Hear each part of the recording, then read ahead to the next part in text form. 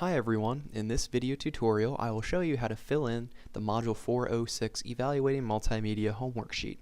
To begin, you can scroll down on the resource website and there are two different links here. One will download the homework sheet, which you see on the right hand side, and the other will download the educational app rubric, which you will be evaluating an educational app against, which is right here on the left.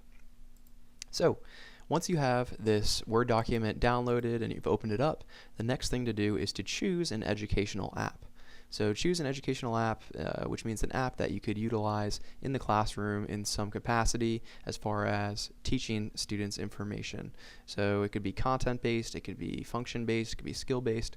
We're going to stay away from teacher resource apps, so don't do an app that a teacher would use for grade management, for classroom management, anything like that. Focus on more of the content and creative types of educational apps.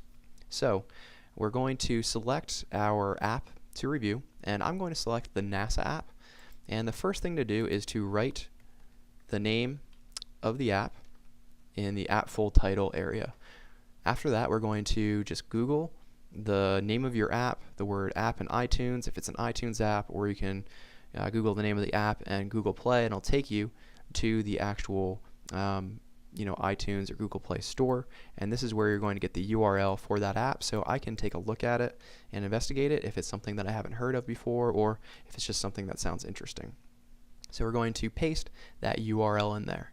The next thing that we're going to do is provide an app description. So in about 130 words, you're going to tell us, after using this app, what to expect when opening this app up. What are the different functions? How can you use it? What are some of the different screens that you have to go through and navigate? How do maybe some of the levels work if it's more of a skill-based app? So this is where you would summarize this information here. Once we have created the app description, the next thing that we're going to do is provide 3 to 5 instructional ideas. So if you were to use this as a teacher in class, what are 3 to 5 ways that you could integrate this into your curriculum, into your teaching? So that is where we would fill in these ideas here. So we have 3 bullet points already down. If you have more ideas, feel free to make a 4th and a 5th. In the next section, this is where you're going to highlight the subject areas that you could use this app in. If it's more of a creative app, maybe making a movie or a drawing app, you could use that across lots of different subject areas, so you would select across the curriculum. For this app, this NASA app, it's going to be a science app, so I would highlight science. The next section, this is where you would write down what grade level this app is best for. So I'm going to select 6 through 8 and 9 through 12 and highlight those. Here is where you're going to select the price. So as you can see, this app is free. Some apps might be freemium. What freemium means is once you download the app, there are certain sections that in order to unlock you would have to pay a small fee for, and then they're paid, which means that this app would cost $1, $5, whatever it is. This app is free, so I'm going to select free. And then down below here is where you are going to classify what this app does. So after using the NASA app, we are going to classify what this app does. So I've selected article library because it has some research that you can read about. I've also selected gallery because it has a lot of images from NASA, and then also the video library because this app has a lot of videos that students can watch. In this next portion, this is where you would go through your app and then align the different sections of this app to this rubric that we have provided for you. So, for example, for number 1, rigor, which level of Webb's depth of knowledge must students engage to meet the app's learning objective? So if you don't know what Webb's depth of knowledge is, you can just Google it really quickly. But for this one, we are going to say that this is a level 3, so that would be skill and concept thinking. So I would use this app, and then I'll take a look at my rubric, read the rubric, and then align whatever my feelings are about the judgment of that app for that criteria, and write it right here in the homework sheet.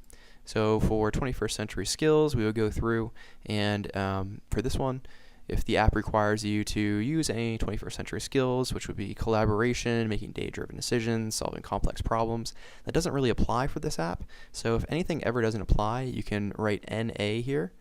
So I'm going to write NA. For connections to future learning, Does this app's content build users' literacy and numeracy skills so that they are more prepared to engage future content area learning and are on track to become college and career ready?